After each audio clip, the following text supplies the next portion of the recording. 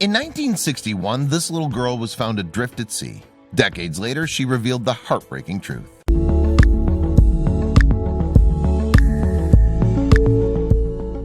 In 1961, Dr. Arthur Dupperall, a wealthy optometrist, and his wife Jean of Green Bay, Wisconsin, took their 3 children on a week-long adventure on a chartered yacht in the Bahamas. But what started as a dream vacation quickly became a nightmare as the boat's captain went on a bloody rampage that would leave only one survivor.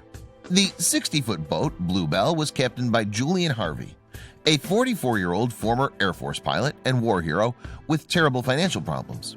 4 days into the cruise, Harvey murdered his 34-year-old wife, Mary, for whom he'd taken out a life insurance policy just days prior to the voyage.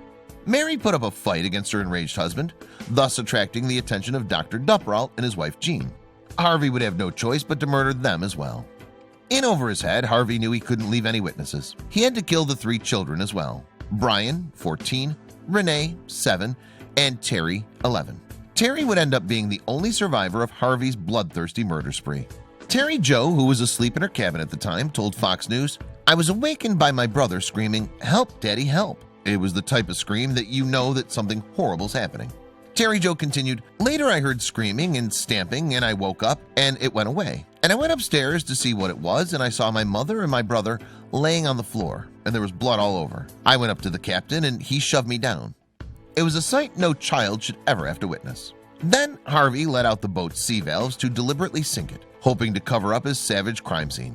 Waiting for the boat to shuttle, the crazed captain put young Terry Jo on a dinghy and handed her a line. He told her he'd be right back. Having the presence of mind of someone well beyond her years, Terry Jo suspected that Harvey was going to return with a murder weapon, and so she let go of the line and set herself adrift in the Atlantic. 11-year-old Terry floated on the dinghy for 3 whole days without food or water. She battled the boiling sun during the day and staved off hypothermia at night. 50 years later, she told the Today Show, "I was never frightened. I was an outdoors child and I loved the water. I had strong faith. I believed in God and I prayed for him to help me. And I just went with the flow."